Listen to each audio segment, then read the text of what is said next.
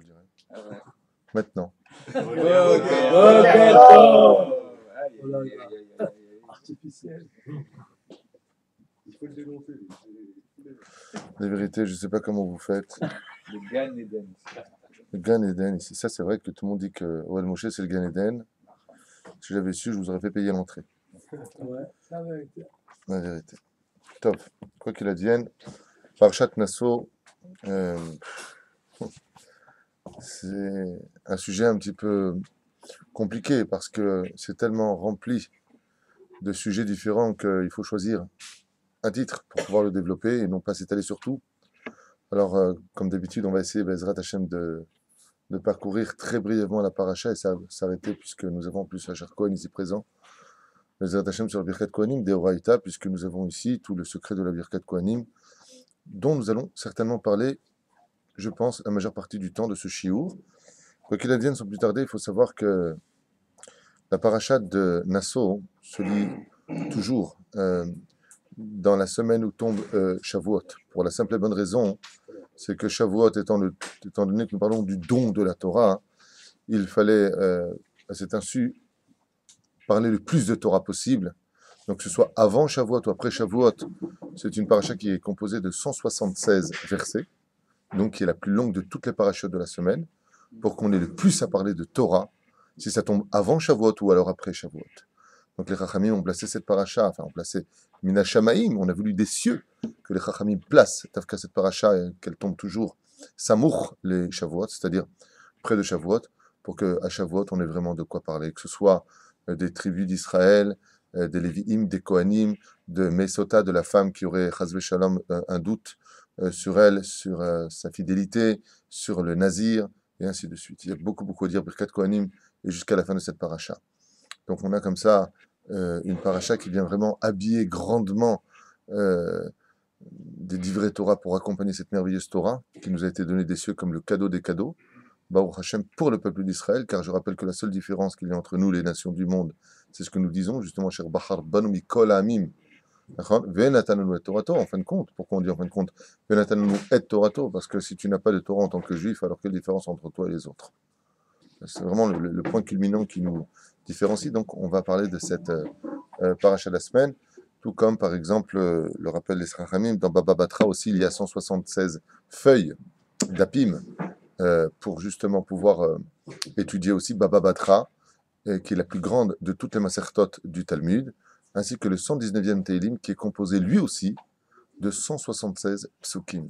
Donc, on a trois adresses différentes dans le Nach, la Torah orale aussi, et Deoraita. Donc on a Deoraita 176 psukim dans la paracha de Nasso, dans le livre des Tehilim, qui fait partie de Nektivim Ketuvim, là-bas nous avons aussi 176 psukim, et la Torah orale, elle aussi est une adresse pour ces 176 dapim de Baba Batra. Tout ça pour nous dire, Bezrat Hashem, que ce n'est pas venu pour finir un travail, même si la paracha est longue, mais justement pour le commencer. Alors maintenant, pourquoi 176? C'est un sujet pour lui-même, intéressant ceci étant dit, mais que nous ne pouvons pas développer tout de suite, car je voudrais avancer. Alors, la deuxième chose, avant de nous lancer dans le Birkat Kohanim, que j'aimerais dire à propos de cela, c'est Nasso et Rosh Bene Gershon. Les Chachamim expliquent, ils disent qu'après le don de la Torah, il est évident que nous sommes Milshon Leitnase. Leitnase les Maala. C'est-à-dire que, pourquoi la paracha de Nasso? Nasso, c'est l'être même, s'élever vers les sphères, Bezrat Hashem, vers le divin, quitter un peu plus sa matérialité pour adhérer à la spiritualité. Ça tombe à Shavuot pour te faire comprendre que une fois qu'on a reçu la Torah, tu n'as plus que t'élever, en tout cas on l'espère pour toi, et que avant d'aller chercher la Torah, il faut savoir t'élever pour aller chercher cette Torah. Que la Torah, même si elle était dans les cieux, comme dit Rashi, Kan Kilo Bashamim Hi, et si elle y était, ben, tu irais la chercher. La paracha de Nasso, elle nous lève. Pourquoi est-ce que je vous dis ça? Parce que très souvent, on a l'impression que quand on vient étudier la Torah, on fait une tova, on rend service à quelqu'un, peut-être à Dieu, ou peut-être à des anges, ou pour sauver le petit frère qui est malade à l'hôpital, Chaz Shalom, ou d'autres petits exemples. Et ici, les Chachamim ne disent pas du tout, c'est le contraire. Quand les Lévim, par exemple, levaient l'arche d'alliance, eh bien, ce n'est pas eux qui levaient l'arche, mais l'arche qui les élevait.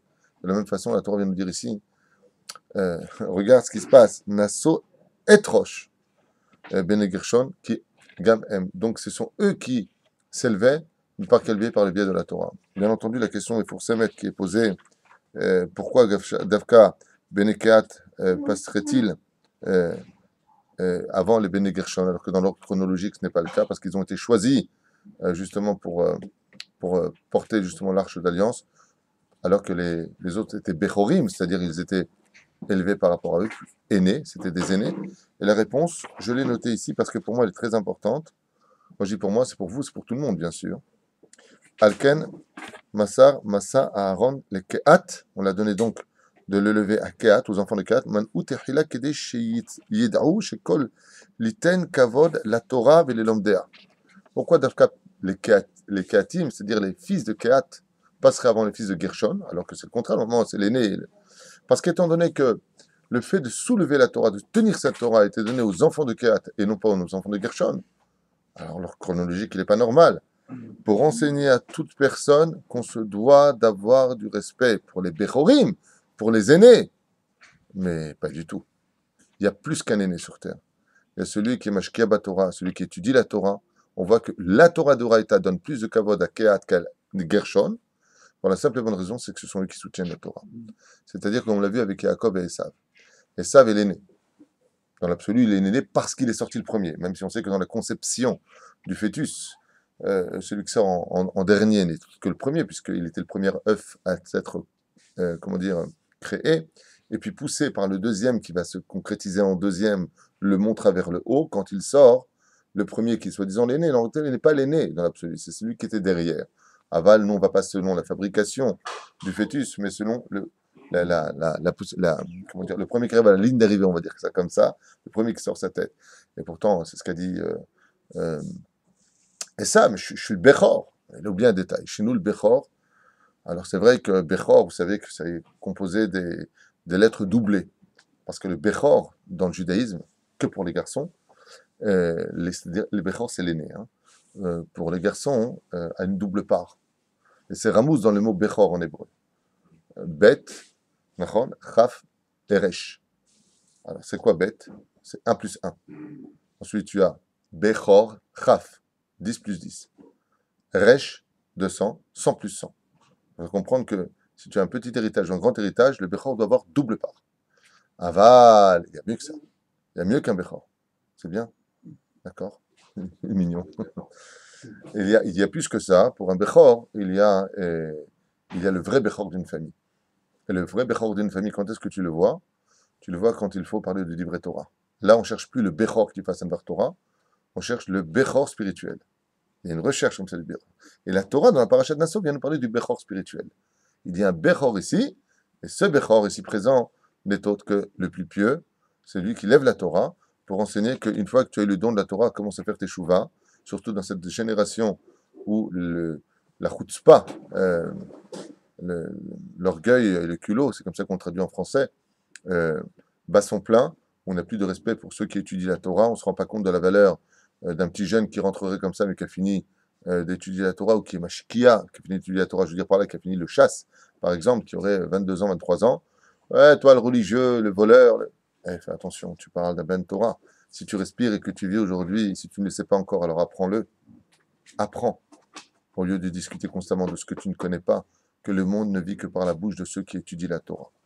Et c'est ce que vient nous dire ici cette paracha de Nassau. Alors si tu aimes la Torah, que tu viens embrasser ton Sefer Torah, que tu dis la Torah elle est vraie, les Chachamim, eux ils sont bien gentils, ce sont des ceci et cela, cette même Torah que tu vénères, que tu embrasses, te dit, regarde, Dieu lui-même a donné du respect à la descendance de Kehat et non pas à la descendance de Narshon, pour la simple et bonne raison que Dieu a voulu montrer que le respect le plus important se doit d'être maintenu par ceux qui étudient la Torah. Alors bien sûr, chacun son travail. Aux élèves, aux étudiants, à ceux qui, de leur côté, travaillent Hachem, de respecter les rabbanim, et aux rabbanim, de leur côté, à eux, de refouler ce kavod. Car, bien entendu, un vrai Talmid Chacham ne recherche surtout pas le kavod pour lui, mais uniquement l'honneur d'Hachem. Voilà. Donc, je referme comme ça très brièvement cette parenthèse. Et bien entendu, quand on a les tsareno arabes, une descendance défectueuse, comme ce sera le cas ici présent, puisque le verset nous dit Vaifkod et Bene Keati, Nachon, viyu alpaim shvameot vachamishim. Donc il dit ici, ils étaient 2750. Nachon. Il dit comme ça, Pikudim bene Gershon, Valpaim veshesh meot ushloshim, Pikudim nipshuchot bene Merari. Donc on voit ici dans le décompte de la Torah qu'entre les enfants de Merari, il y a marqué, regardez bien, Alpaim veshesh meot veshloshim. Qu'est-ce qu'on a ici comme mot? VVV. Par contre, pour Kehat, qu'est-ce qu'on a là-bas? Vevkot bene Kehat, veyu Alpaim shva meot vechamishim. Qu'est-ce qui manque? Quelle différence entre les deux? Le Donc le Vav, le Femeod Amarta, on voit que pour les enfants de Kehat, il n'y a pas de Vav. Mais par contre, pour les descendants de Gershon, oui, il y a un Vav ou de Merari. Alors pourquoi? La descendance de qui? Il y en a qui ont de la descendance et d'autres qui n'ont pas de suite. Chaz v'shalom. Ils ont tous une suite. Chaz v'shalom. Fausse réponse. Non. Tous ont une suite. Surtout, Vadaï qu'ils ont une suite. C'est évident qu'ils ont une suite. Mais il y en a un qui a fait défaut dans la famille. Dans la Gdusha, et c'est une parenthèse pour moi importante parce que je vais essayer de la rendre actuelle. Il y a un enfant qui va venir justement de celui de qui manque le Vav, et c'est à cause de lui qu'il n'y aura pas le Vav dans la Torah. C'est Korach. Il n'y a pas de suite, Korach. Vadaï qu'il y a une suite. Shmuel, il vient de lui. Il y a une suite. Toi, tu dis il n'y a pas de suite. Non, il y a une suite. Et ce que je veux dire par là, c'est que pourquoi est-ce que j'ai voulu faire cette parenthèse, même si j'ai dit qu'on allait commencer dans Birkat Kohanim, dans la paracha de la semaine, on va parler un peu de Sota aussi. Ne vous inquiétez pas, un peu comme ça, la Badou, Bezrat Hashem. Pour la simple et bonne raison, c'est que très souvent, quand on a une lignée de tzadikim au-dessus de soi et qu'on devient défectueux en tant que descendant de cette grande lignée, bien très souvent, malheureusement, les gens se vantent. Moi, mon père, c'était Rabbi, mon grand-père, c'était Rabbi. La Torah te dit Sheket. Sheket, tu es la honte de ta famille. Sheket, la Torah ne met pas de vav pour stipuler que Korach, qui vient de la descendance, lui, Alpaim Jvameot, Jvameot, non, le vav, il n'y aura pas. Alpaim Jvameot, on va enlever un vav. La vav qui représente quelle lettre dans la Kabbale? Lettre de la vie. Il y en a un qui est mort vivant, qui a été enterré vivant. Et lui, il a sali toute l'histoire de sa descendance. C'est pour ça que Yaakov, quand on parle de Korach, il y a marqué qu'il est le fils, et ça s'arrête à qui? À Lévi. Et pourquoi pas Yaakov? Yaakov, quand la Torah a été écrite, a supplié à Kadosh Baruch Hu que son nom ne soit pas marqué. Ne mets pas mon nom avec ce rachat. Je veux pas avoir de rapport avec lui. Ça s'arrête juste à Lévi. Yaakov a prié à Kadosh Baruch Hu que ce petit-fils ne soit pas cité avec son nom à lui. Et ça Moussa Eskel. Très souvent, tu parles avec des gens. Mais moi, tu sais pas qui je suis, moi. Mon père, c'était le rabbin de... Mais tais-toi. Tu salis son nom dans les cieux d'Inokolosko. Je te connais pas, t'es un naze. Tais-toi. Qu'est-ce que tu es en train de te vanter? Tu salis l'image de ceux qui étaient dans la Torah. Le monde dans lequel on vit, au contraire, tu dois faire tes chouvas. Au contraire, tu dois faire tes chouvas, tu dois verser des larmes quand tu regardes les photos de tes grands-parents. De ceux qui étaient au-dessus de toi. Alors, il y a un très beau machal, et Madavardomé. Bon, c'est un peu dur ce que je vais raconter, mais c'est juste un petit machal. Ce machal, vous connaissez tous comme ça. C'est juste comme ça pour le rajouter. C'est une métaphore, bien sûr. Hein. On parle comme ça d'un hamor qui devait absolument passer la forêt. Vous savez, il devait traverser la forêt. Et puis, en voulant traverser la forêt, il s'est rendu compte qu'il y avait des lions dans la forêt. Surtout un lion qui était le roi des autres lions et très dangereux. Donc, il est parti voir le renard. Il dit, écoute, il faut absolument que je traverse la forêt. Est-ce que tu n'as pas la jungle? Est-ce que tu n'as pas une idée à me donner? Il lui a dit, écoute, la seule façon de passer parmi les requins, c'est d'être soi-même un requin. Il dit, alors, qu'est-ce que tu proposes? Il dit, ben, fais-toi un déguisement de lion. Putain, un déguisement de lion. Putain, qu'est-ce qu'il fait le hamor? Il commence à prendre des tissus, la couleur comme le lion. Il se met une crinière comme ça, un masque. Et là, à ce moment-là, il s'engage dans la forêt. Et effectivement, partout où il va, tous les petits animaux, ils se sauvent.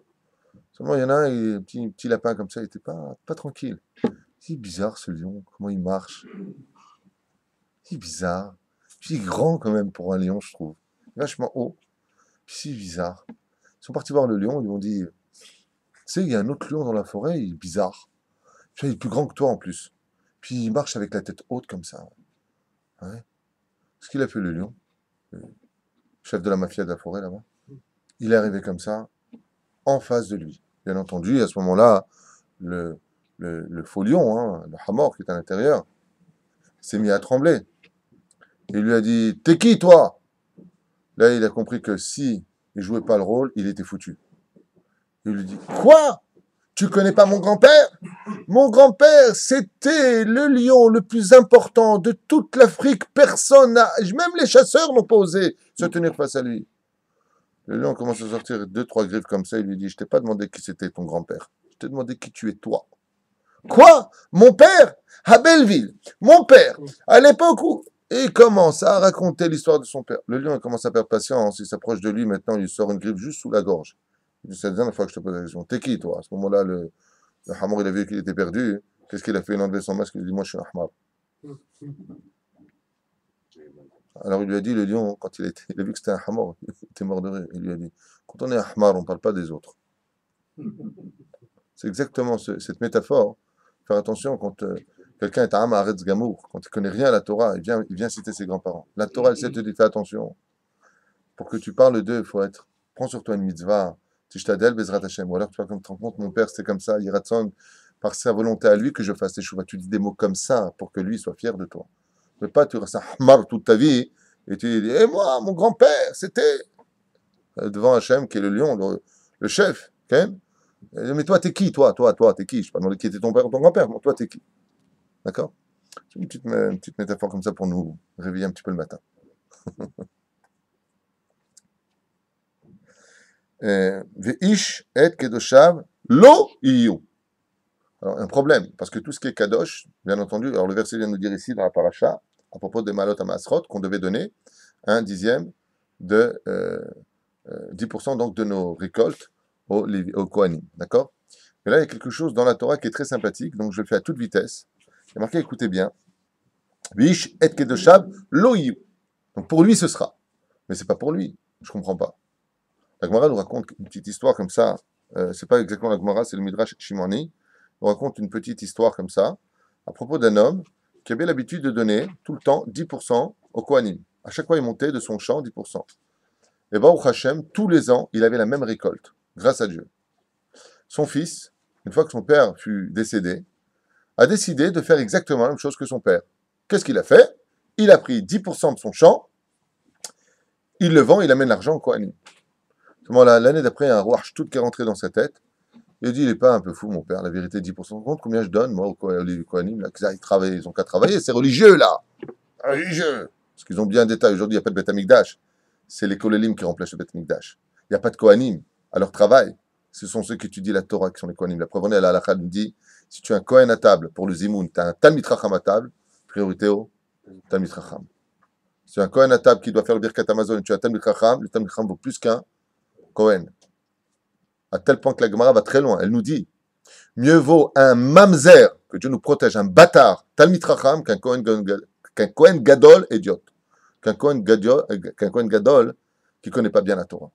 Un mamzer qui n'a pas de réparation sur terre est mieux s'il est Talmid Chacham qu'un Kohen Gadol, qui a une famille pure, mais qui n'a pas de Torah. Ce qui compte dans ce monde, c'est la Torah. Donc lui, c'est un sujet pour lui-même qui est compréhensible. Ce qui compte, Altisakal Bakankan, allô, Altisakal Bakankan, et la Bema Sheshbo, ne regarde pas l'extérieur, regarde l'intérieur. Et l'or, dans le vase, c'est l'étude de la Torah. Plus tu as d'études de la Torah, plus tu vaux de l'or. Plus elle s'exprime par tes pores, et plus Bezrat Hashem, tu deviendras cachère. C'est un jeu de mots. Et alors, lui, qu'est-ce qu'il a fait? Écoute cette histoire. Il a dit, Meleh, d'où 10%, 9%. Voilà que l'année d'après, au lieu d'avoir 100% de son champ, il raconte le Midrash Shimoni, qui donnait des récoltes, il a eu, Kautrabi, 90% de son champ qui a donné des récoltes. Il y a 10% qui n'a pas poussé. Qu'est-ce qu'il a fait? Ah, tu vois, heureusement que j'ai fait ça. Qu'est-ce qu'il a fait? Il est parti, il a donné 8%.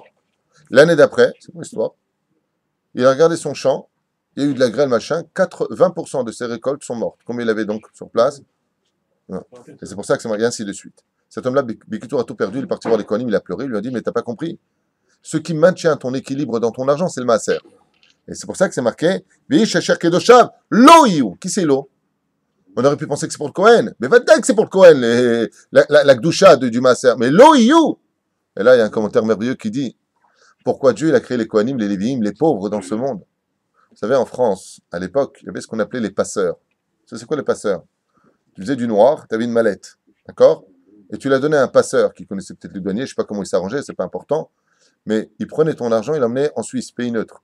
D'accord? Je vous avais déjà expliqué que dans le Beth Amikdash, la muraille du Beth Amikdash formait la France, vous avez remarqué? Et que si vous décalquez la France sur les 9 portes qui forment la muraille de Jérusalem, qu'on appelle Yerushalayim Ahatika, l'ancienne Jérusalem, à l'endroit où il y a le Beth Amikdash, c'est exactement la Suisse. Prenez la carte du monde, déposez la France sur la muraille, c'est exactement la même chose. Là où il y a le Beth Amikdash, c'est là où il y a la Suisse, pays neutre, là où tout le monde déposait son argent.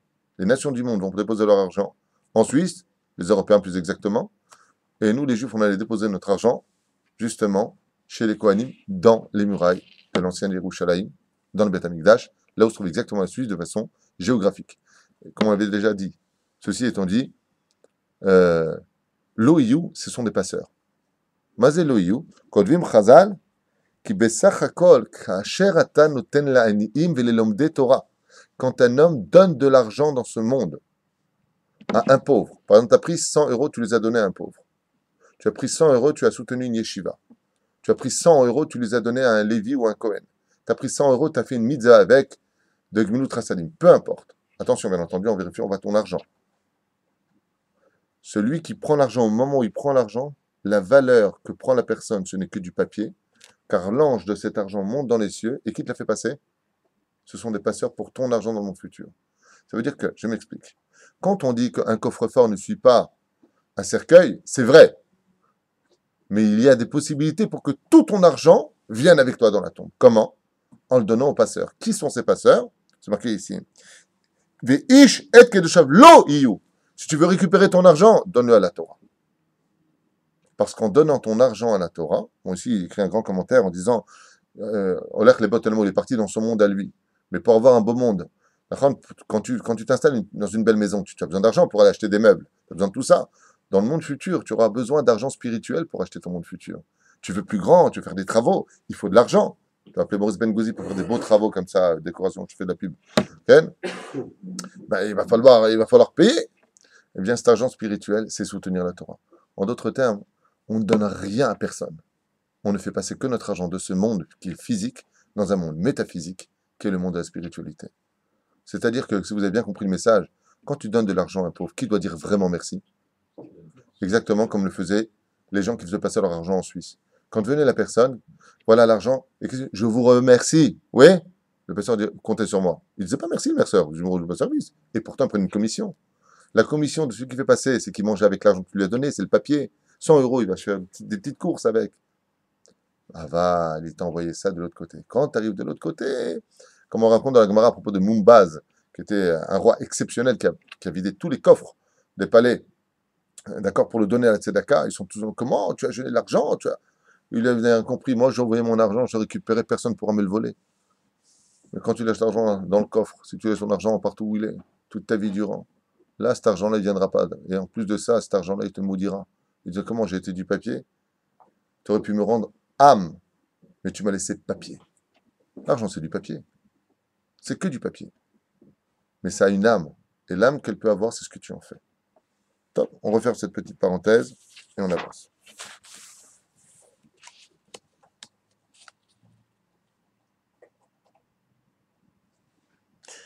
À propos de Mesota, il y a marqué Ish ki tiste ishto. Okay? On parle ici de la femme douteuse qui aurait malheureusement eu un doute sur elle. Le mari devient jaloux, il se pose des questions, il l'emmène devant le Kohen et on lui fait boire l'eau lustrée pour vérifier sa vérité. Est-ce qu'elle dit vrai ou est-ce qu'elle dit faux? Deoraita, ici, dans cette paracha précise, on apprend que le kisouille, c'est de la Torah et non pas des rabbanan. Puisqu'il y a marqué, on lui retirera son kisouille. Comment on dit kisouille? Son foulard. D'accord? On lui retirera son foulard. Donc pour lui retirer le foulard, il faut automatiquement qu'elle l'ait sur elle. Donc on lui retirait son foulard. Pourquoi? Comme dit Rabbi Eliezer dans Pirkei de Rabbi Eliezer à la page 45, qu'un des tikkuns de la femme, si on la met en doute, c'est que tout simplement on lui retirera son foulard, comme une prostituée. On en apprend que les prostituées marchaient sans foulard, c'est-à-dire la tête découverte, qu'on appelle pritsut. Sur ce, le Zohar HaKadosh écrit justement dans cette paracha de la semaine des choses terribles à propos de la femme qui ne porte pas de kisouille. Il est marqué là-bas qu'elle apportera la pauvreté dans une maison, elle apporte les malédictions sur son mari, comme ça écrit le Zohar Kadosh. Bien entendu, ce n'est pas la halakha, c'est ce qu'enseigne Rabbi Shimon Bar Yochai sur le domaine de la femme qui n'a pas de kisouille. Maintenant, bien entendu, le Ben Ishraï donne d'autres explications en disant que Yesh Nahagou, les femmes qui ont eu le minhag de ne pas porter le kisouille, parce qu'on a le droit de ne pas faire une bracha, puisqu'une femme qui ne porte pas le kisouille, la tête couverte, est considérée comme étant nue. Donc, une femme qui n'a pas de la tête couverte, qu'elle ne s'étonne pas que quand elle partira de ce monde, sans vous mettre mal à l'aise, mais un homme vertu en vaut deux, on ne l'amènera pas habillée devant le Beddin d'en haut. Si elle n'a pas de kisouille dans ce monde et qu'elle était mariée, on l'amène nue devant Hachem. Vous imaginez la honte qui habillera cette femme, sans faire de jeu de mots. Ce n'est pas de la blague, c'est du Zohar Kadosh. Je vous le sors, je peux vous le lire, mais je vais gâcher le chiour parce que c'est très très dur ce qui est marqué là-bas. Là-bas, il parle même du kisouille à la maison, de demander le kisouille à la maison alors qu'il n'y a personne. Selon le Rambam, c'est complètement permis, même la halakha, c'est permis, il n'y a plus personne, il n'y a pas d'homme, tu peux tout à fait enlever ton kisouille. Selon le Zohar Kadosh, chez le c'est pour cela que le rabbi de Lubavitch, entre le kisouille, c'est-à-dire comment ça s'appelle, le foulard et la perruque, a dit je préfère la perruque que le foulard, parce que le foulard laisse quand même sortir des cheveux dehors. Al-Pi al on a le droit de laisser jusqu'à 2 doigts, pas 2 doigts, comme maintenant on fait des blagues. Les femmes disent oui, j'ai 2 doigts, c'est bon. Non, 2 doigts, c'est juste ça. Zemoutar les filles alacha. Ava le Zohar Kadosh, il dit afilou se'ar echad. Pourquoi? Parce que le se'ar, les cheveux, représentent midatadin, la rigueur la plus absolue. Ça amène la rasra à la maison. C'est pour cela que la femme se doit de couvrir midatadin par le chesed. Ça amène la bracha, la Ezrat Hashem. Bekitsour. C'était une parenthèse comme ça à citer. Donc cette femme-là, on lui faisait boire cette eau. Si Chazvé Shalom, elle avait menti et qu'elle avait trompé son mari, vous savez, le processus, elle gonflait jusqu'à exploser. Imaginez un petit peu la souffrance, mais pas qu'elle, aussi l'amant qui était parti avec elle. Les deux mouraient dans cette situation. Il y a une femme, comme le rappelle ici le Midrash, qui a joué avec ça. Elle était stérile pendant 19 ans de sa vie, elle a dit à Dieu, et regarde, c'est pas compliqué. Ou tu me donnes un gosse, ou je t'oblige à m'en donner un. Imaginez un petit peu la chutzpah de cette femme qui n'en pouvait plus voir un enfant, j'ai nommé Chana. Chana, la mère de Shmuel Hanavi. Elle a dit, Ribono Shel Olam, ou tu me donnes un enfant, par Elkana, mon mari, ou alors je vais te forcer à en donner un. Lequel? Shmuel Hanavi, mais lequel? Par quel moyen? Je vais m'enfermer avec un homme, provoquer que mon mari soit jaloux, on va m'emmener boire de l'eau, et comme je n'aurais rien fait, automatiquement, le salaire d'une femme qui a été faussement accusée, c'est de mettre un tzaddik au monde. Elle aura un enfant, mais pas n'importe lequel. Il sera bari, yafé, akol. Il aura toutes les belles conditions, parce qu'elle a été faussement accusée. Elle dit donc, et Dieu l'a mis enceinte, il dit ok, c'est bon. Plus tu connais la Torah, plus ta vie elle est belle. Plus tu connais la Torah, plus tu exiges que tu peux. Regardez comment la Torah est belle. Elle dit, tu veux pas me donner de gosse? Ah ouais. Ah, tac. Et Akadosh lui a donné la 20e année un enfant du nom de Shmuel Hanavi, qu'on connaît tous. Ayam c'est une petite histoire comme ça que raconte le Midrash ou la Gemara, je ne m'en souviens plus. À propos de cela, hein, c'est 2 sœurs jumelles. Vous connaissez toute cette histoire de ces 2 sœurs, ces fameuses sœurs, dont une était pieuse et l'autre était un petit peu baltringue, un petit peu légère. Canyoning, les boîtes, les pubs.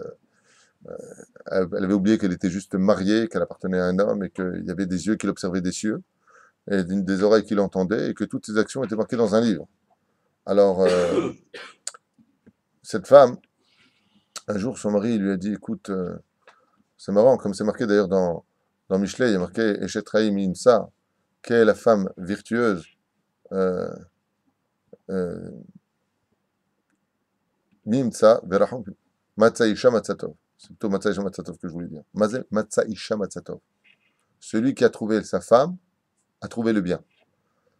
Ils disent, celui qui sait toujours où est sa femme, il a trouvé le bien. Mais si tu sais jamais où est ta femme, ça c'est pas bon. T'es où? Ben là, je suis là. Mais tout à l'heure, t'étais où? Zelotov. Zemachit Kavnu Chazal. Matzaïcha Matzatov. Cette femme-là, elle était Lotov. Lama. Mais t'étais où? J'étais. Et là, hier, ben j'étais. Le mot ça lui a pas plu. Il est devenu jaloux. Et il lui a dit, c'est très simple, je monte au Beth Amikdash, je vais te faire boire de l'eau lustrée, uniquement assez pour. Donc qu'est-ce qu'elle a fait, elle? Elle a dit, oh là là, mais je peux pas, tu sais que je reçois ma sœur.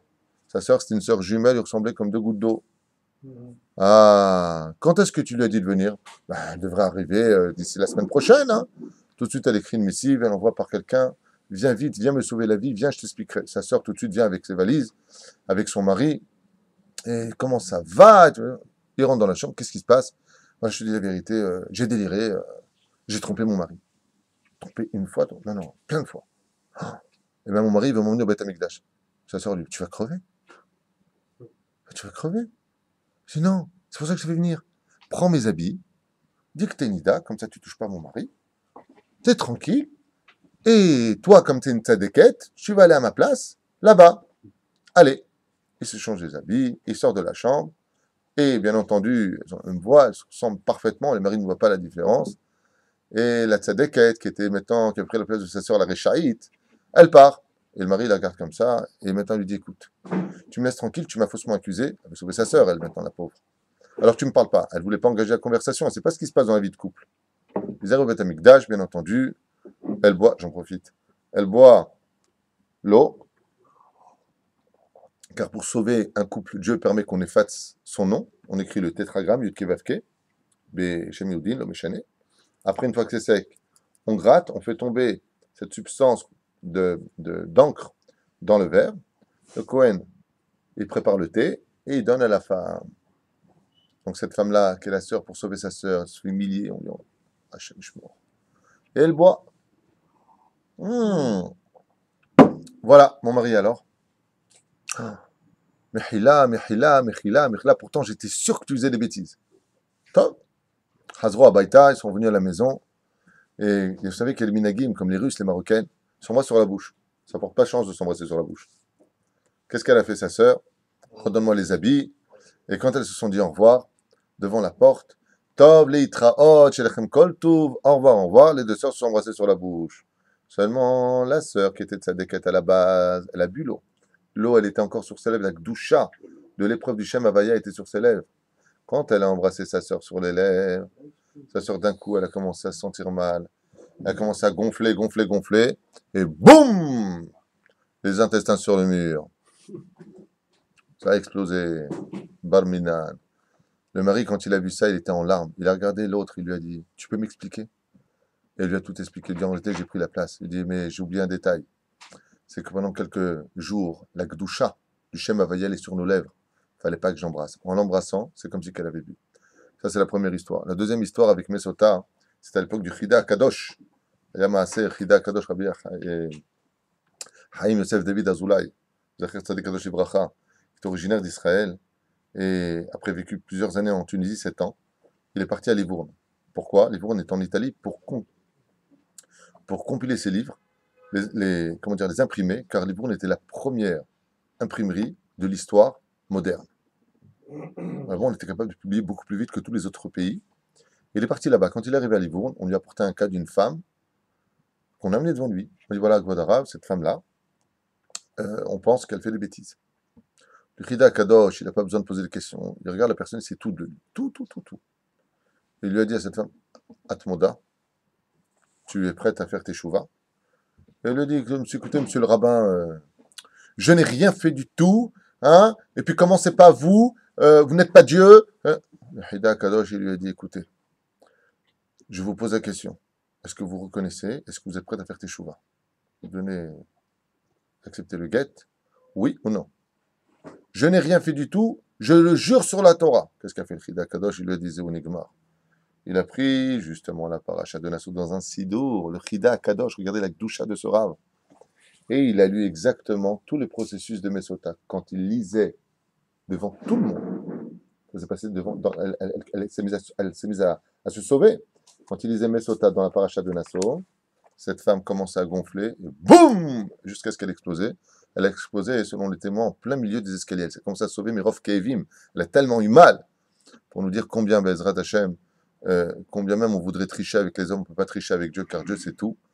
Et c'est le tikkun qui est imposé par la Torah. D'un côté, si on apportait, alors, on faisait tchouva, tant mieux. Si on ne faisait pas tchouva, eh bien, on s'éclatait. Ici, il y a un commentaire qui est un peu bizarre. Je ne veux pas m'adresser dessus parce que c'est vrai que ça demanderait réflexion. Il dit ici, Imeakev matanot la Kohen, chayecha shitzrech lavo etzlo leavilo et ta sota. Il dit ici quelque chose de dur, un rapport que j'arrive pas encore à suivre, que si une personne ne donne pas son maaser, bizarrement, c'est relié avec la sota. Quel rapport? Il dit, le maaser, normalement, on devait le donner au Kohen quand il y avait le Beth Amikdash. T'amènes pas ton maaser, tu finiras par emmener ta femme à sota. C'est-à-dire que en contrepartie de la tzedaka que tu faisais, Dieu préservait ta femme de ne pas les voir ailleurs. Donc plus un homme Bezrat Hashem fera de chesed dans ce monde, selon un des Mahamar qui est expliqué ici, et plus Bezrat Hashem, eh bien, il pourra s'accomplir en tant que... L'homme qui était jaloux, faussement, oui. Qui n'arrêtait pas d'embêter sa femme avec quelque chose, car il n'a pas été de sa déquête. Avec le mari, qu'est-ce qui se passait? Le mari met sa femme en danger. C'est pour ça que la halakha nous dit comme ça. Une femme, lo anelu velo lechem. Il a fait la honte quand même. Regarde, il est marqué comme ça. Une femme, lo anelu velo lechem, qui a une faiblesse et qui malheureusement a été prise par son Yetzerara, elle est tombée. D'accord? Si elle vient lui dire à son mari que son mari ne la croit pas, l'autofesse. Parce que tout le domaine, ça veut dire quoi l'autofesse? Ça prend pas. Tout le domaine de la femme qui trompe son mari, elle ne peut pas être témoin pour elle-même, la femme. Pourquoi? Mais là, une femme veut divorcer de son mari. Le mari lui dit non, je ne veux pas divorcer. Ouais, je t'ai trompé. Quoi? Les rabbinim sont obligés de la divorcer. Non. Comme la femme ne peut pas être témoin pour elle-même, d'accord? Sinon, elle se servirait de ça pour la ktouba. Elle se marie. Attends, hein, le mec, il a mis 200 000 roubles. Ah! Après, il vient dire, chérie, je t'ai trompé. Fais un faux témoignage. Bon, c'est stupide. C'est pas bien. Donc, une femme ne peut pas être témoin. Mais si son mari la croit, pourquoi il faut que son mari la croie? Parce que c'est marqué dans la Torah. Si le mari est jaloux, si c'est le mari qui met en doute. C'est pour ça qu'il y a un cas qui a été ramené au Rav Ovadia Yosef, d'un homme, il vient voir le Rav Ovadia Yosef, il lui a dit, voilà, ma femme vient me dire qu'elle m'a trompé avec telle et telle personne. Le Rav Ovadia lui a dit, tu l'as cru? Mais non, c'est vraiment. Mais si vraiment, chas de shalom, maintenant il y a un doute, il y a deux témoins qui l'ont vu avec, alors dans ce cas-là, ce sera compliqué. Il n'y a pas de shalom à faire. L'homme lui-même, il n'a pas... Faussement, il était jeune, parce que la Torah parle de roi Shtout, il rentre aussi dans l'homme. Parce que c'est roi Shtout qui lui rentre dans l'homme. Non, là, ici, je t'avoue la vérité, on ne parle pas du sketch Tétéo, la salle de bain. On ne parle pas de ça, on ne parle pas de débiles. On parle de gens normaux qui, bémettent, commencent à se poser des questions. D'accord? On ne parle pas non plus du cas de... dis-moi, le monsieur que tu viens d'embrasser là-bas sur le coin, et qui vient souvent à la maison, et... on ne parle pas de ça. Il ne faut pas être extrême. On parle d'une personne qui commence à vraiment se poser des questions. Avec qui tu es au téléphone, la fille, elle efface tes numéros, des choses comme ça. C'est pas de la jalousie débile. C'est d'abord, tu es ambigu dans tes réponses. En plus, tu as une conduite qui a changé. Tu as l'air moins désireuse. Tu me demandes moins. On a moins de relations.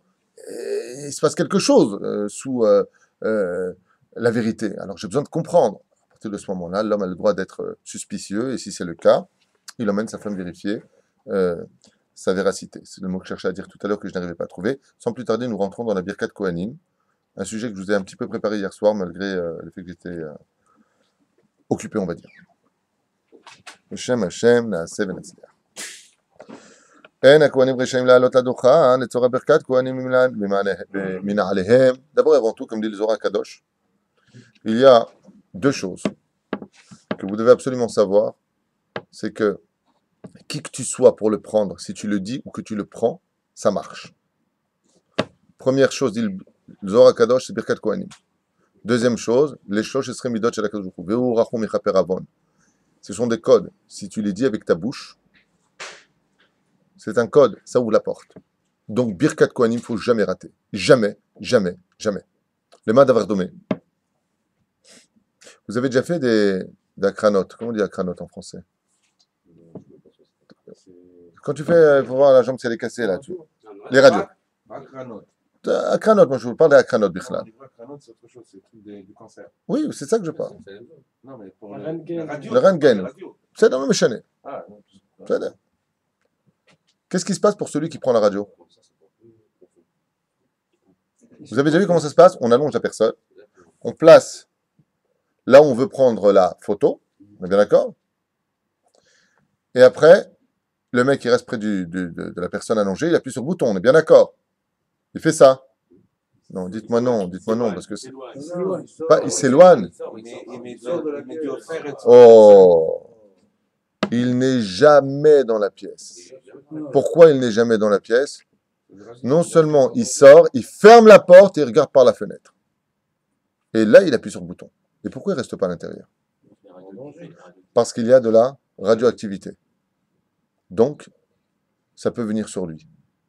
Alors, une fois, quelqu'un a dit à un médecin, hein, mais je ne comprends pas pourquoi vous sortez. Il lui a dit, t'as raison. Ben, le mec, il est là, lui. Donc, on va le couvrir avec une espèce de magaine, d'accord? Une espèce de protection pour ne pas que ça le rende stérile.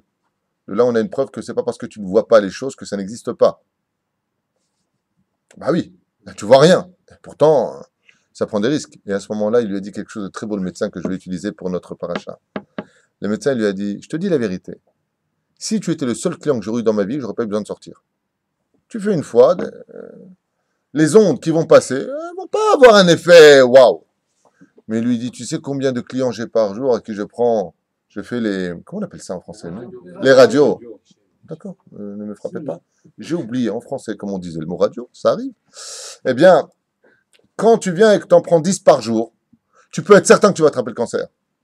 Tu peux être certain que tu vas attraper quelque chose. Et c'est pareil. Birkat Kohanim, si tu viens une fois, bon, ça a un effet. Mais si tu viens tous les jours, et que tu es dans la pièce, tu sors pas de la pièce, tu viens prendre cette Birkat Kohanim, tu peux être certain que tu attraperas la bracha. Tout comme tu le comprends de ce côté-là, hein, tu le comprends dans la Sitra d'Ekdoucha, tu peux le comprendre de l'autre côté. On peut le faire 3 fois par jour, ça? Pardon? Est-ce qu'on peut le faire 3 fois par jour? La Birkat des Kohanim? Pourquoi le faire 3 fois par jour? Pas toute la semaine. Justement, ce que tu n'arrives pas à comprendre, c'est qu'il y a des choses, pour qu'elles aient une chazaka, il faut 3 fois, pour qu'elles aient vraiment une teneur. Mais la Birkat Kohanim, elle est tellement forte qu'une fois suffit.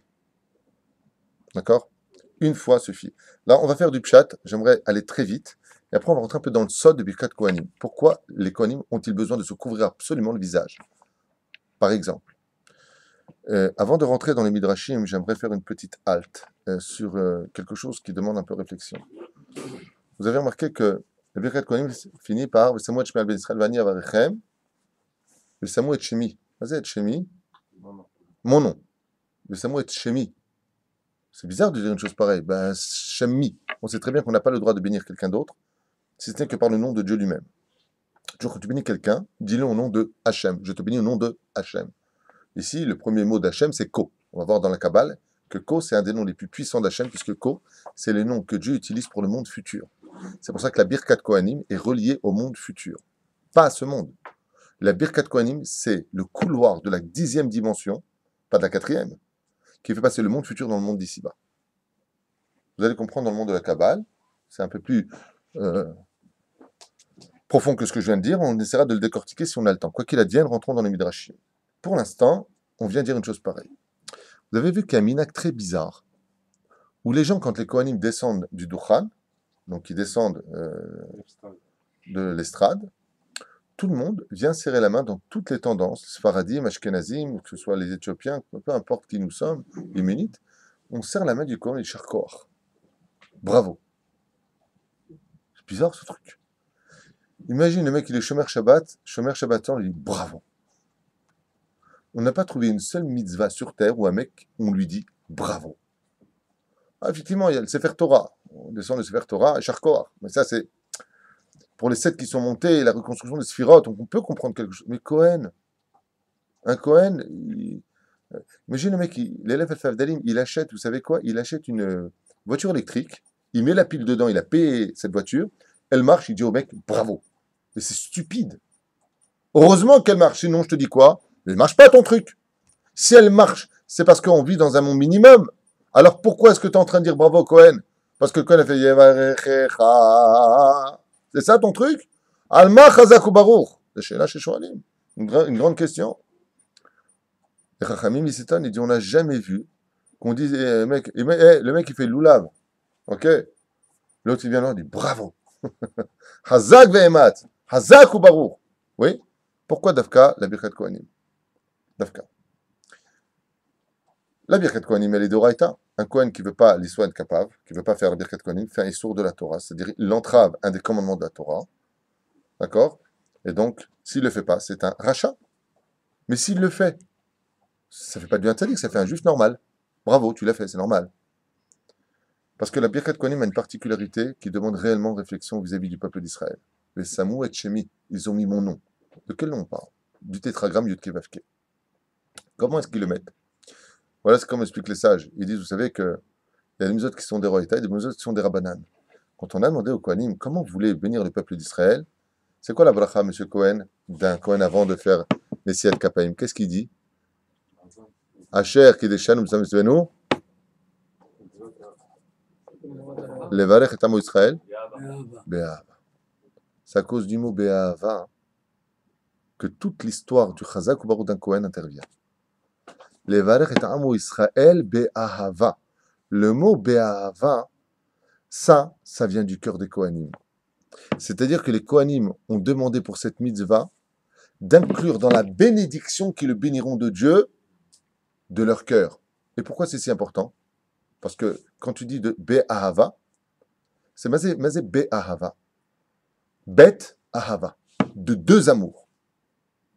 Quels sont les deux amours dont on parle? Sfataim, on dit je t'aime avec les lèvres, ou alors on dit je t'aime avec le cœur. Le cœur par l'action. Quand on fait Birkat Kohanim, on dit la bracha avec ses lèvres et ensuite on agit avec le cœur qui s'exprime par l'action. Le mot Ahava en Gematria, ça fait combien? 13. Be-Ahava, ça fait 2 fois Ahava, soit un total de 26. Mais Samou et Shemi, vous avez réussi à mettre mon nom sur les enfants d'Israël. Quand est-ce que le nom de Dieu se maintient sur la tête des enfants d'Israël?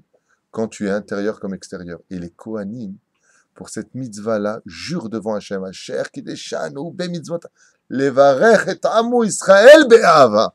On jure de faire cette mitzvah-là, comment? De tout son cœur. C'est pour ça que si un Kohen monte et qu'il haït quelqu'un qui est dans le public, sa bracha ne tient pas, il ne peut pas monter. Pourquoi? Parce qu'il fait une edut sheker, tu fais un faux témoignage. Tu viens de dire be'ahava, be'ahava. Lama be'ahava, be'shte ahavot, celui du cœur et celui des lèvres. Celui qui est là et celui qui est là-bas. Et cette mitzvah-là, on ne l'a jamais vue pour les autres. Quelqu'un qui fait Shabbat, il fait Shabbat. Pourquoi tu fais Shabbat? Écoute, à ce qui paraît, c'est la carte d'identité d'un juge, je ne veux pas perdre mon monde futur, j'ai peur du Gehinam. Ah, bah, pour la Birkat Kohanim, là, les Kohanim, ils jurent devant Hachem en faisant cette bracha. Et les enfants d'Israël disent Amen. Quand on leur dit, quand ils descendent, on lui dit Sharkoach. C'est parce qu'ils ont réussi à mettre le nom d'Hachem sur la tête de chaque juif. Et Samouetchmi al Ben Israël. Vous avez mis mon nom sur la tête des enfants d'Israël. Sharkoach. Alors vraiment bravo. C'est pour ça que cette différence est si importante pour nous par rapport aux Kohanim. Les Kohanim représentent de façon non pas symbolique, mais dans l'absolu, le contact d'amour le plus intense entre le monde futur et le monde d'ici-bas. C'est pour ça que les Kohanim appartiennent au monde de Ko. Mazé Kohen, Kaf, He, Nun. Otiot, Ko, Nun. Ils sont capables de descendre le Ko dans les Nun Sha'are de ce monde. Les 50 portes que nous venons de passer, par exemple à Shavuot, nous avons traversé 50 portes. De l'état le plus tamé à l'état le plus pur. Chazal, ici c'est marqué dans le livre. Ils disent Mazé Kohen, Ko Nun. Altikra Kohen. Pourquoi on les appelle Kohanim? Ko Nun. Le nom de Dieu du Olam Haba est capable par la Birkat Kohanim de se reposer jusqu'à la personne le plus bas de ce monde. Il traverse le Nun Sha'are Kedusha. Jusqu'au Nun Sha'are Touma. Il descend jusqu'en bas. C'est la force d'un Kohen. C'est pour ça que je vous ai dit tout à l'heure que le Zohar Kadosh dit qui que tu sois, la Birkat Kohanim, si elle est là, elle t'attrape. À tel point que Chazal, ils disent que même une femme, vous savez que les femmes, leur place à la base, elles sont tellement élevées, les femmes d'Israël sont telles tzadékettes, elles ont une âme tellement élevée qu'elles n'ont pas besoin de venir à la synagogue pour prier, pas besoin de tout ça. Occupe-toi des enfants à la maison, fais ce que tu as à faire, prie dans ton salon, tu as la même valeur que toute une assemblée entière dans une synagogue sous les talit. Tu n'as pas besoin de tout ça. Aval, pour écouter la Torah, si elle veut venir, elle peut. Si elle veut m'écouter, elle sort après le Sefer Torah. Pourquoi? Pour pas qu'il y ait des big bisous dehors. Salut, ça va, tu vas bien? Alors ton frère, ta soeur, on n'est pas Mifgav Shaoul. Aval, les Chachamim, ils disent pour la Birkat Kohanim, surtout si elle est enceinte, qu'elle vienne à la synagogue. Comme ça, elle prend la Birkat Kohanim sur elle et sur au moins une fois par semaine. Comme ça, il y a une etza des Talmidei Chachamim pour la Birkat Kohanim que la femme, où elle vient, prend cette mitzvah sur ta tête. Prends la Gdusha d'un Kohen. Ezrat Hashem. Alors très rapidement, nous allons entrer dans quelques dimensions de la Keuna. Je ne sais pas si on aura le temps de tout faire, je vous dis la vérité parce qu'il est tard, mais Bezrat Hashem. Ko tevarechu ben Israël, et ensuite on dit yevarechecha. Pourquoi on dit ça? Pourquoi le mot deux fois bénédiction? Pourquoi le mot deux fois bénédiction? Remarquez?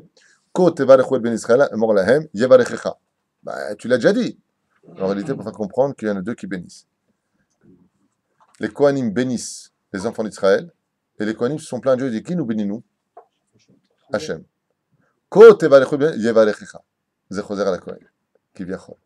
Première explication. Yevarecha Hashem eshmerecha, ya'er Hashem panav elecha v'chon, kaïsa Hashem panav elecha v'yasem lecha et shalom. Ici, on apprend une chose. Combien il y a de mots pour le premier verset? 3. 5, 7. Exactement. C'est quoi 3, 5, 7? Là, il donne plusieurs explications. Nous, on en fait juste une pour avancer. 3, première, c'est pour les Avot. Avraham, Yitzhak et Yaakov. 5, c'est pour les Chamisha, Chumshe, Torah. Et 7, d'après vous, c'est pour qui? Shabbat, Shabbat, la Torah. Sirot, 7 montées. Nachon, Shabbat Kodesh. 7 montées. Ici, il rapporte contre les 7 cieux. Pourquoi? Parce qu'on a dit que le Kohen Gadol va chercher la bracha du Olam Haba dans ce monde. Et il dit les 7 derniers mots sont contre les 7 cieux pour arriver dans le monde futur. Shevarikim, c'est marqué ici. Et Name Keneget Shiva Korte Brit. Les 7 alliances qu'on a fait avec Hachem. Donc, il rapporte encore Sanhedrin, Beibur Hashana, il rapporte d'autres Tamim, Be'ezrat Hachem. On avance. Midrash, il dit comme ça. Yevarechecha Hachem Bema Be'osher. On parle d'argent. Que Dieu te bénisse dans la bracha de la richesse. Pourquoi? Parce que la richesse te donne une chose essentielle, l'indépendance. Seulement quand tu es riche, il se passe quelque chose comme c'est marqué dans le livre de Devarim. Vaishman Yeshurun, Vaivrat. Quand tu deviens riche, automatiquement, tu as l'Yetzera qui te saute sur la tête. Automatique. Tu étais un homme humble toute ta vie durant, tu es devenu blindé, tu te prends pour Dieu, tu insultes, tu n'as plus de respect pour les autres. En 2 mots, tu deviens chnana, avec de l'oseille dans les poches. Alors la bracha vient te dire, Yevarechecha Hashem, dans le chesed que Dieu te bénisse, Veish merecha, Mazé Veish merecha, Ombrim Chazal, Mazé Veish merecha, Gematria, combien? Yetzer Hara.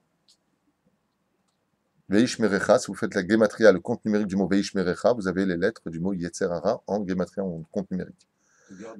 Voilà. Que Dieu te donne de l'argent, mais qu'il te préserve du Yetzer Hara, que tu ne deviennes pas orgueilleux. Pourquoi? Parce qu'il te donne la bracha de l'argent. Celui qui possède de l'argent dans ce monde est un petit Dieu, quelque part. Parce qu'il peut se permettre de faire beaucoup de mitzvot. Sefer Torah, il manque, je l'offre. Une yeshiva, elle est en train de couler, chas v'shalom. Je suis là. Tu te rends compte? Il peut acheter toutes les mitzvot du monde entier. Le meilleur étrog, les meilleurs habits, les rois de Shabbat Kodesh invités, des centaines de pauvres à sa table. Combien il peut devenir riche en mitzvot grâce à son argent que Dieu lui a donné? Mais le Yetzer Hara, il grandit avec la personne. Tu as beaucoup d'argent, tu n'as plus le même Yetzer Hara.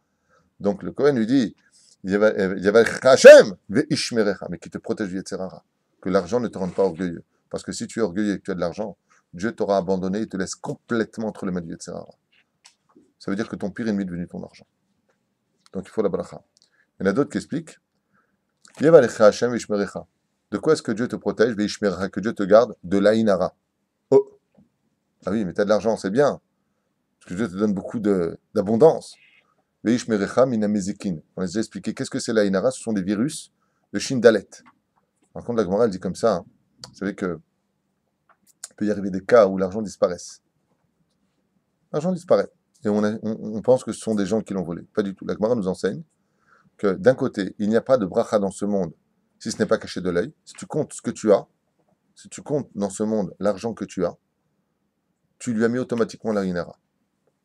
Ça veut dire quoi, tu lui as mis l'Aïnara? Je vous donne un exemple. Un homme avait sur lui 9 billets de 100 shekels. Mais il ne sait pas qu'il a 9. Il sait qu'il a une petite liasse dans son porte-monnaie. Il ne sait pas combien il a.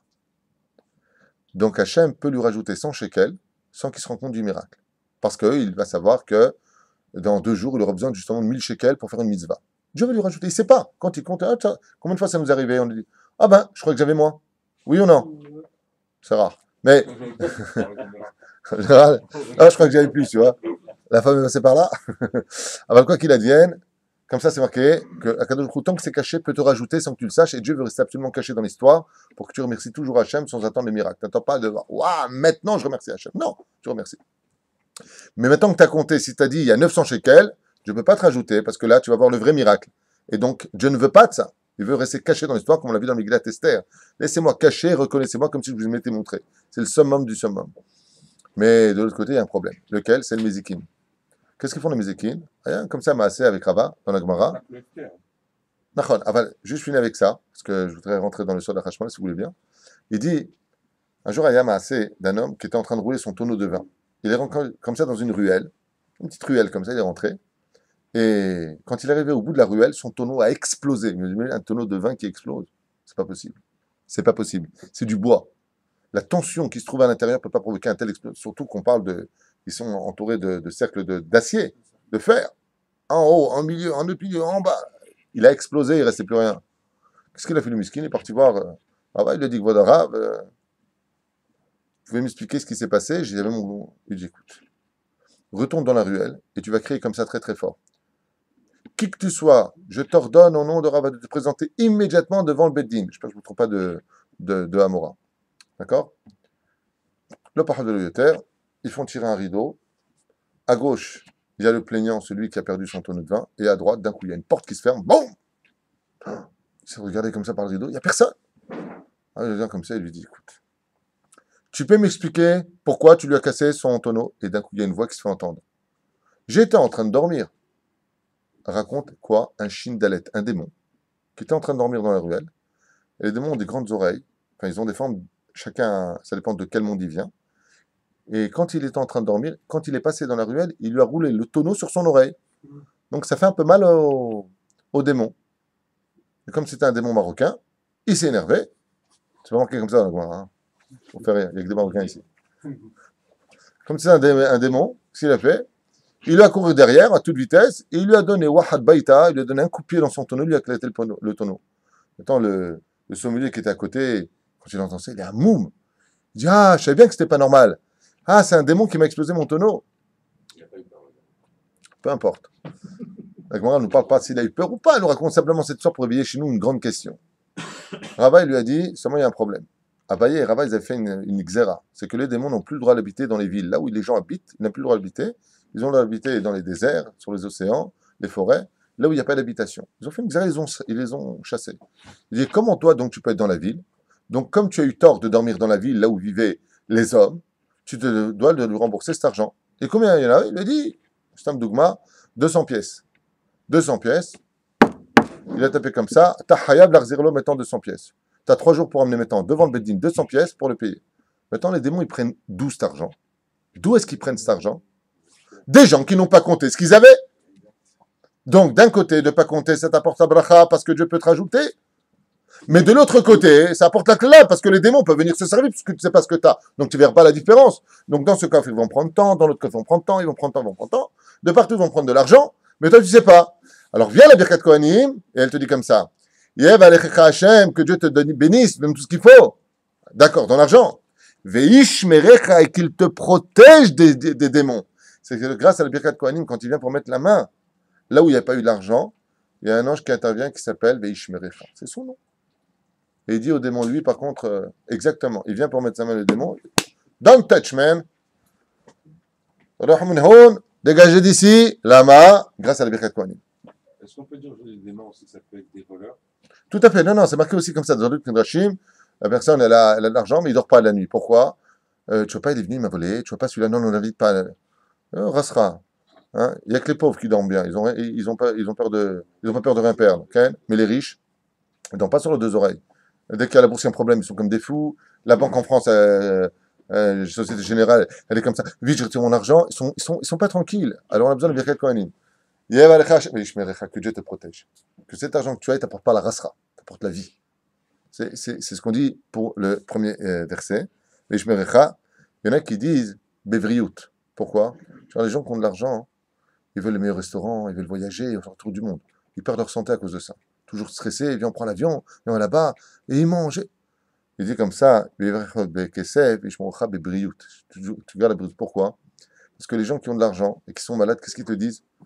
Mon fils, c'est rien l'argent. Ce qui compte, c'est la brioute. Ça veut dire qu'il n'y a pas de vraie bénédiction dans l'argent si tu n'as pas la santé qui va avec. Ça ne sert à rien. Je sais qu'on dit surtout d'abord que tu aies la santé après l'argent. Dieu, il te dit non. Tu es l'argent et la santé. Que tu aies les deux. Pourquoi? Parce que quand tu es pauvre, c'est une forme de maladie.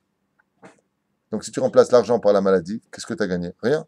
Laisse-moi tranquille, Barry, en bonne santé. Et, comme on dit, quand j'appelle mes copains, des fois, je dis comment ça va? J'ai la santé. Ça veut dire quoi? Financièrement, ça la panique.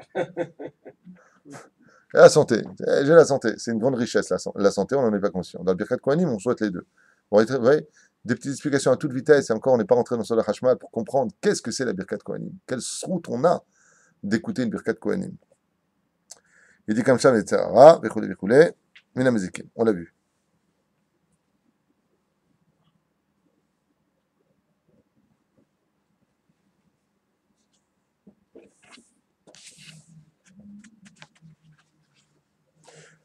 Alors, juste avant de me. Il y a Er Hashem Panav Elecha Bichunika. Ici, il dit ici, il y a Er Hashem Panav, que Dieu éclaircit Bezrat Hashem ton visage. Pour nous, qu'on ait toujours Bezrat Hashem un visage kadosh vis-à-vis des gens qui nous concernent. Vichuneka. À propos du mot Vichuneka, il y a plusieurs explications qui sont apportées ici dans le Midrash. Il dit comme ça Iten Bachem Da'at. Vichuneka, que Dieu nous donne de l'intelligence, de la connaissance. Shetiu Chonenim Ze'edze.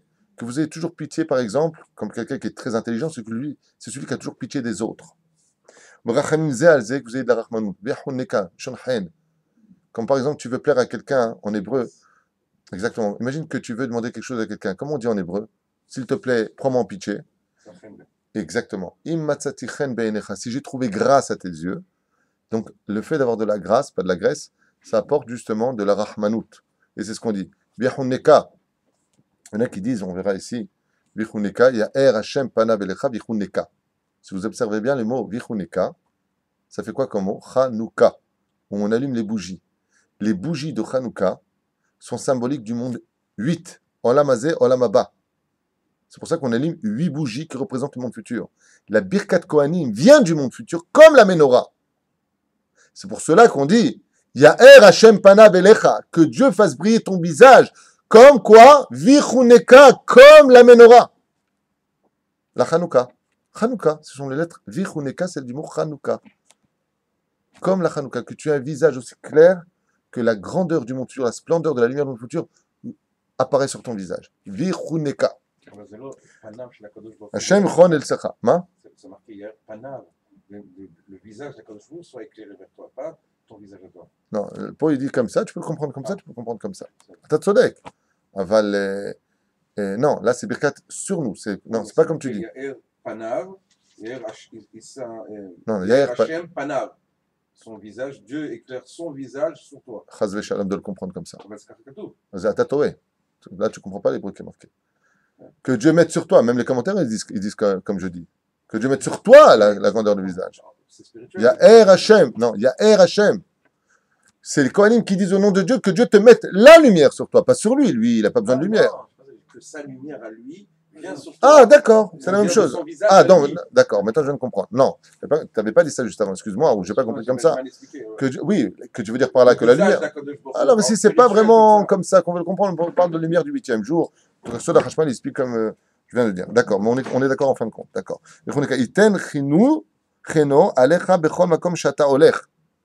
Et même si tu marches dans les c'est un très très beau chidouche là que vous allez entendre.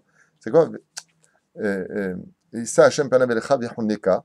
Il explique qu'il dit que la vie de l'homme elle est faite de dents de scie. Des fois on est heureux, des fois tout va bien, des fois on est dans l'obscurité. Et dans l'obscurité on a besoin de lumière. Il dit Bezrat Hashem que ta tête soit remplie de da'at, de connaissances pour avoir des réponses dans le monde de l'obscurité. Car l'obscurité se vit quand tu as plein de questions que tu n'as pas de réponse. Là tu vis dans l'obscurité. Il y a Er Hashem veut dire que Dieu te donne des réponses dans ta vie. Que tu saches comment diriger ta vie, même dans le monde de l'obscurité. Vichuneka. Kematana Trinam. Bezrat Hashem, Vichuneka, il dit ici, comme un gâteau, un cadeau gratuit. Aramam Peresh, Vichuneka. Et par contre, le Ramban, lui, donne un autre pérouche. Écoutez bien comme c'est beau. Vichuneka, c'est Choser al Hashem. Mazé Omer, Omer Aramban, Shitisahen be'ene Hashem. Le mec, il peut plaire aux autres, mais dans sa vie privée, c'est un saltimbanque, sale type. Il dit non. Vichuneka, la plus belle bracha qu'on puisse te souhaiter, c'est que toute ta vie durant, une fois que tu as de la lumière vis-à-vis des hommes, que tu aies de la grâce vis-à-vis d'Hachem. Que tu sois propre devant les hommes et devant Hachem. Les bracha atzuma. 2 secondes. Veyasem lecha shalom. Vagmara brachot meraorat kedera. V'halom. Veyasem lecha shalom. C'est justement la notion la plus importante, puisque la Gemara nous dit que la meilleure bracha qu'on puisse donner à un homme, c'est-à-dire si un jour tu veux dire en un seul mot, toutes les bénédictions que tu puisses donner à un homme, tu lui dis, Bezrat Hashem, que tu vives dans la paix. Quand tu as la paix, c'est que tu n'as pas de problème d'argent, tu n'as pas de problème de santé, tu n'as pas de problème d'éducation, tu n'as pas de problème avec ta femme, shlom bayit, tu n'as pas de problème, tu as le shalom. Et c'est ce qu'on dit à la fin. Vesamu atshmi al ben Israël va'ani avarechem. Va'ani avarechem, she'ani mevarech otra Bezrat Hashem, que tu aies toute ta vie sur toi, Bezrat Hashem le shalom, car quand il y a le shalom, automatiquement, il y a la bracha, puisqu'on le dit, Hashem mevarech et amo b'shalom, c'est dans la paix que Bezrat Hashem, on le vivra. Vous savez qu'il y a 15 mots dans le Birkat Kohanim. Ces 15 mots de la Birkat Kohanim ici présents représentent le monde de la spiritualité contre Yudke. Vous savez que le nom de Dieu s'est divisé en deux. Deux lettres sont restées en haut, deux lettres sont descendues en bas. Le Yudke est resté en haut et le Vavke est tombé en bas. Le Yudke est resté dans la lumière du premier jour de la création du monde, tandis que le Vavke est tombé dans l'obscurité après la faute dans le monde d'ici-bas. Et les 15 mots de la Birkat Kohanim représentent le Yudke. C'est pour ça qu'on dit V'yasem lecha shalom. Que le shalom du Yudke vienne sur toi, contrairement par rapport aux 15 mots qui ont été dits. On a vu aussi que dans le Birkat Kohanim, il y a 60 lettres qu'on a l'habitude de dire à propos de la garde. Un homme a besoin d'une garde tous les jours, d'être entouré de 60 gardes du corps par rapport à toute l'atmosphère dans laquelle on vit. Comme on le dit à propos du roi Salomon, Ene mitato sheli Shlomo, shishim giburim savivla mi gibur Israël. On reprend ça bien entendu de Shirachirim, quand justement le roi Salomon a eu affaire à Ashmadaï, roi des démons, et qu'il a eu très peur après 7 ans d'avoir été expulsé de son royaume, être revenu après 7 ans donc de galoute, eh bien il a eu peur et a concrétisé ce que nous venons de dire. Yev alecha Hashem shmerecha, ce sont les 60 lettres qu'on appelle Shishim Giburim, les 60 Giburim. Chaque lettre du Birkat Hamazon, de la Birkat Kohanim a cette force. J'avais expliqué une fois au nom du Ben Ishraï, je ne sais pas si vous vous en souvenez, qu'il y a marqué Chachamim Marbim Shalom Baolam. Les Talmidei Chachamim multiplient le shalom dans ce monde. Pourquoi il faut être Chacham pour amener du shalom? Un homme simple ne peut pas amener du shalom. Et là, le Ben Ishraï explique qu'on parle justement de la Birkat Kohanim, pour la raison pour laquelle, Bezrat Hashem, dans les doigts, vous savez que la main représente le shalom. Quand tu dis au revoir à quelqu'un, quand tu fais la paix. Dans les doigts que nous avons 5 doigts. À moins que tu sois un mutant, nous, on en a 5. Et dans les 5 doigts, il y a ce qu'on appelle les phalanges. Si vous regardez bien, je ne sais pas si on voit bien. 1, 2, 3, 4, 5, 6, 7, 8, 9, 10, 11, 12, 13, 14.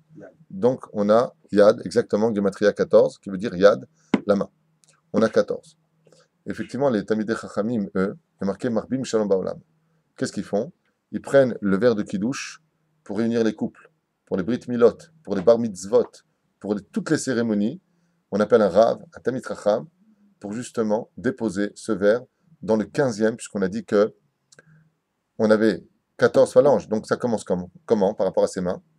Yevarechecha Hashem veishmerecha. Yaer Hashem panav elecha vichuneka. Issa Hashem panav elecha veyasem lecha.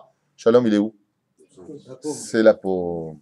Et les Talmidei Chachamim, ça, mettent le verre du Kiddush et le ferment avec leurs doigts, l'enferment avec leurs doigts, pour que quand ils tiennent le verre de Kiddush en disant la bracha, il y ait la Birkat Kohanim se tenant tout autour de ce verre. Et c'est pour ça que dit le Ben Ishraï, Chachamim, Marbim Shalom Baolam, ils multiplient le shalom. Pourquoi? Parce que, étant donné que le shalom représente ici la paume de la main, et que le verre de Kiddush se met justement sur la paume de la main, qui représente le shalom. C'est pour ça que quand on serre quelqu'un la main, qu'est-ce qu'on fait? On lui serre la main, mais la paume dans la paume, qui représente la paix. On fait la paix. On fait un contrat. On fait la paix. C'est un digne de joie. C'est comme un jurement. Et bien, à partir de ce moment-là, les Kohanim peuvent agir en conséquence. Et c'est pour ça qu'ils sont en train de balader leurs mains. Je vais essayer d'aller très vite maintenant. Juste au moins une réflexion sur le Sod HaChashmal par rapport à ce que nous avons dit au préalable. Pourquoi Bémet on doit se couvrir la tête? Pourquoi on ne doit surtout pas voir le Kohen? Puisque la Gemara nous dit qu'il y a 3 personnes qui risqueraient de perdre quelque chose de conséquent s'ils les observaient. Et une d'entre elles, c'est la Birkat Kohanim, comme on va le voir tout de suite.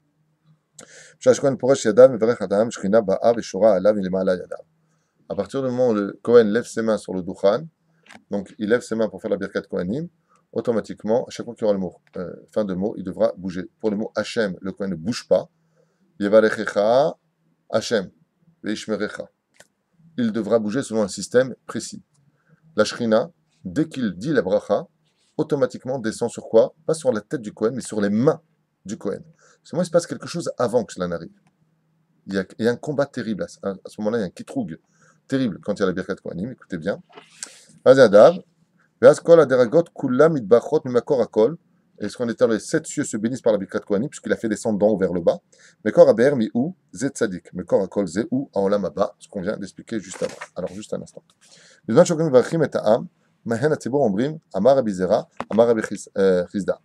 ברכו השם ממלאכיו גיבורי כוח, ברכו השם כל צבאה משרתיו עושה רצונו. Tous les anges, écoute bien ce que je vais te dire, tous les anges se tiennent sur la main des Kohanim pour bénir les enfants d'Israël. Tous les anges. Quand tu vas le ben iskal mor laem, da'olam eshmini, ko, on avait déjà expliqué tout à l'heure. Ko, kanana, vaneverchem, elecha ze gematria Yosef Hatzadik, vichuneka, ou milshon Chanukah. Alors on avait dit tout à l'heure, Chanukah, milshon Chanukah. Je voudrais, tu vois, j'ai pas noté ici, je suis obligé de lire à toute vitesse. Excusez-moi pour mon retard.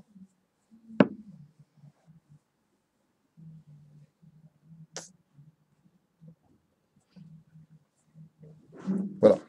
Pourquoi les Kohanim disent-ils ici, doivent-ils absolument, comment dire, faire attention à ce qu'ils mettent. Mettez un peu le masgan, c'est vrai qu'il fait un peu chaud là.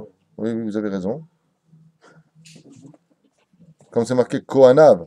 C'est quoi Kohanav? Gematria 91. Gematria Shem Havaya, Shem Admut. D'accord? Panav, Meramez, Ala Hashmal, ce qui vient des cieux, Vechule Veatil, Panim, Ishamen. C'est des psukim.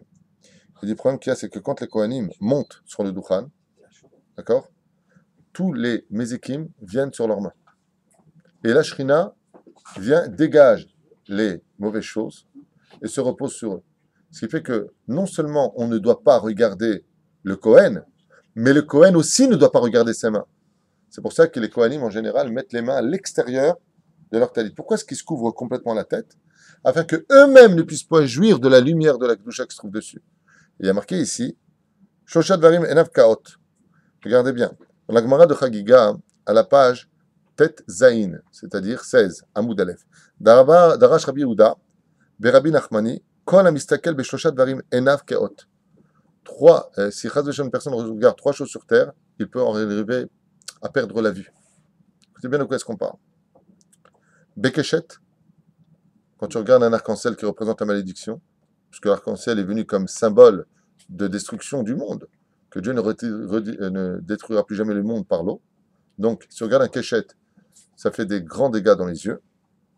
Banassi, quand tu regardes le visage d'un Rosh Memshala, d'un assis, d'un grand, Lotov, ou Bakohanim.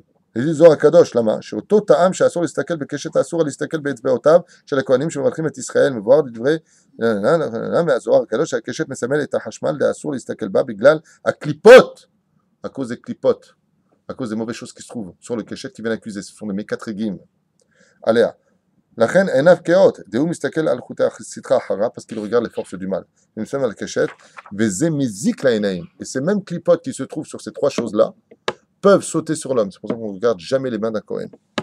ואותו טעם הוא גם כן בכהנים דהכהן בשעה שמברך את ישראל, השכינה שורים עליו, וממילא גם הקליפות נדבקות עליו. Là où il y a de la Kedusha, il y a de la Touma. Et donc la Touma vient automatiquement s'attacher. C'est pour ça qu'il ne faut pas regarder, comme tu dis, on n'a pas le droit de regarder le visage d'un homme qui est en colère, d'un homme qui est rachat, ne regarde pas parce que là, les mauvaises choses qui sont lui viennent sur lui. Donc on ne regardera surtout pas cela. Mais la reine assure les stakel. C'est pour ça qu'il dit comme ça, le shachel talit al penehem vedehem chutz la talit, veyesh mekomot shedehem bifnim el talit velo istaklu aham baem venired de la reine agul echasot et apanim bepanim sham zekan Aaron. Comme c'est marqué à propos de Aaron, ושורה ועיקר השפעתו של אהרון היא מבחינת זקן אהרון והטעם כי השיטות שנהגו לחצות את ידיהם כבר דברנו החשנה בטלית כדי שהטלית מסמל את החשמל המקיף. Et c'est pour cela que les Kohanim se couvrent du talit, comme on l'avait expliqué sur le premier cours du Ben Ishraï sur le talit. Qu'est-ce que représente le talit? La lumière du premier jour qui est gardée pour les tzadikim dans le monde futur. Donc ils se couvrent complètement du talit représentant le 8e monde pour bien montrer que la bénédiction que prendront les Kohanim, que les Kohanim donneront au peuple d'Israël, c'est une bracha qui vient de la lumière originelle du premier jour, pour laquelle ils se couvriront. Donc vous imaginez que tout ce qui vit sur terre au niveau spirituel, dans le monde négatif, est à ce moment-là très présent sur les mains des Kohen, parce qu'ils veulent goûter à cette lumière, qu'ils ont tellement soif de boire, de s'abreuver, pour pouvoir un peu vivre dans la lumière du peuple d'Israël. Même ceux qui, ces mauvais esprits, ces mauvaises choses, ils sont là, ils le veulent. Donc ne regarde pas à ce moment-là de peur chas v'shalom, de perdre la vue, car si tu les regardes, si tu les provoques, ils ont le droit de venir frapper l'endroit qui les a regardés, c'est-à-dire les yeux, enav keot. La reine Bezrat Hashem, le Kohen lui-même se couvre, et comme on le sait, il n'y a pas de bénédiction si ce n'est que tout ce qui est couvert ou caché de l'homme, dans la Birkat Kohanim y compris, pour qu'on ait tous Bezrat Hashem, une très belle santé, beaucoup d'argent, Bezrat Hashem. Hashem verech et amo b'shalom, surtout un beau shalom bayit, parce que quand ça va dans la famille, quand ça va avec sa femme, alors Bezrat Hashem, ça ira en général pour tout le reste. Baruch Adonai Adonai. Amen.